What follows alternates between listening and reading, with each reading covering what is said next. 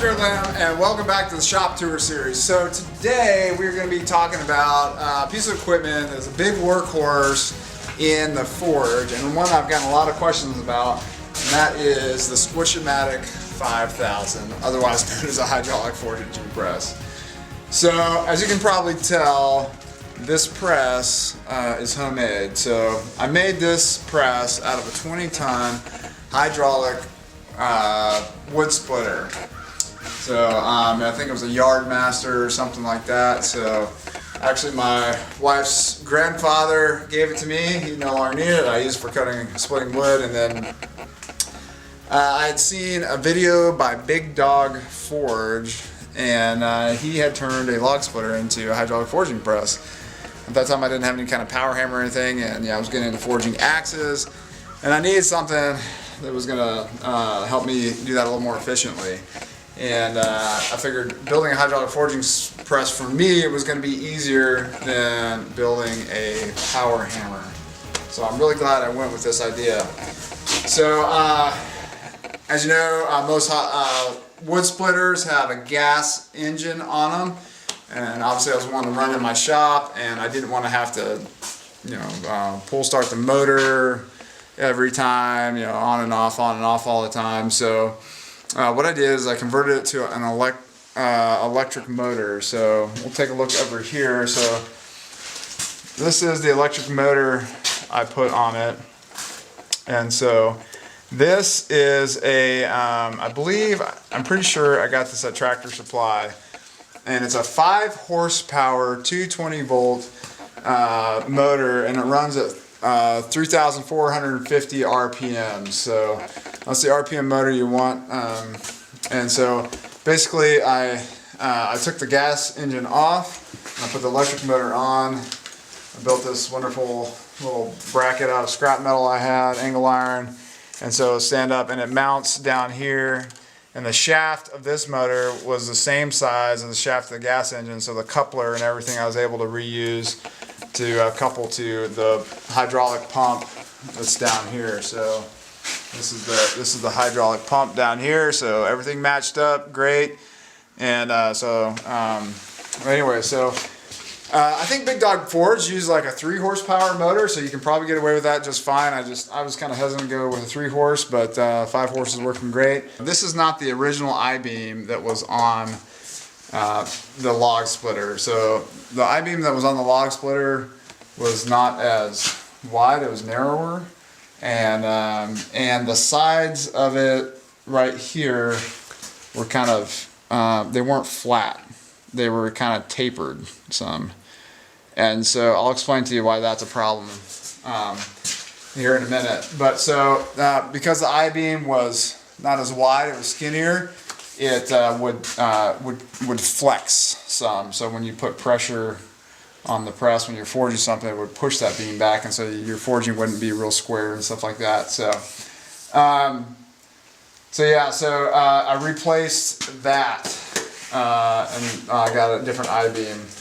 All right, so and then also part of the rebuild was I built this new bracket for the head that goes up and down. So one of the problems with having that tapered side that the original beam came with is that you can't make this real tight, and you get play in the head. And again, that makes your forging not as square, not as accurate, and stuff like that. So that was another reason I wanted to replace that beam. And then this was the original head, and I'll lift it up here.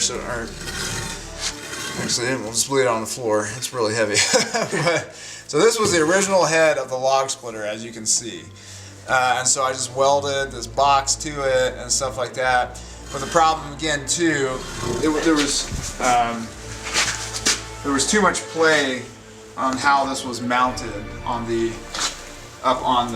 beam here, and I couldn't get the tolerances tight enough, and so the head would shift, and so I made it work for a little while, actually quite a while, and then finally took the time to rebuild it. So I'm really glad I rebuilt it, and it's working great for me now. So the head's tight, travels real straight, don't get really the deflection I used to get with it.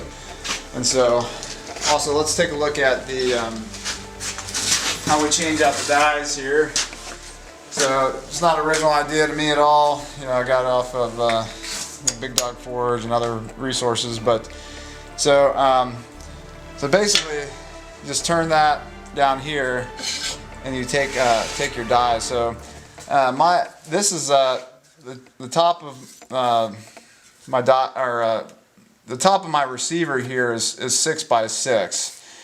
So so whatever die I have, I weld it to a 6x6 piece of steel, and so then I just have these 1/4 inch thick pieces of angle iron here that slide, and you just slide it in, and then I have a piece of 3/8 inch square stock in the back here as the stop, and these pieces of plate steel, the 6x6 are 3/8 inch thick, so probably could have gotten away with 1/4 inch and been fine,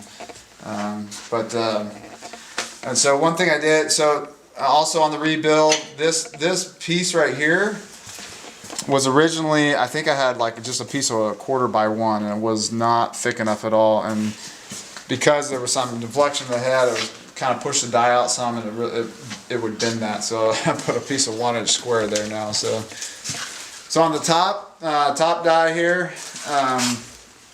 this one is just 1/4 by 1, and it's holding up just fine. But it's got a little bit, you just lift that up there, got this bolt here, and leave that a little loose, and then you can just pull the die out like that. Alright, so that's the basics of my hydraulic forging press I built. I love it. It's a C-style frame.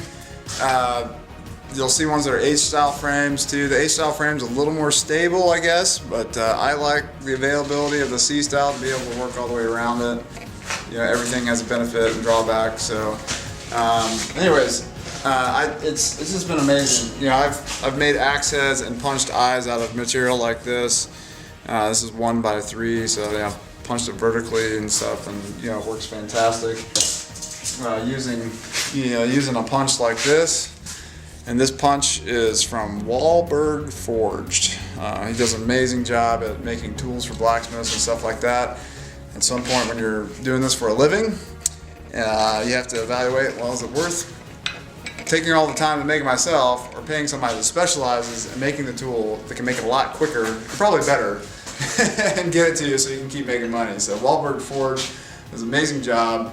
He does tools at a very reasonable price, and an amazing turnaround.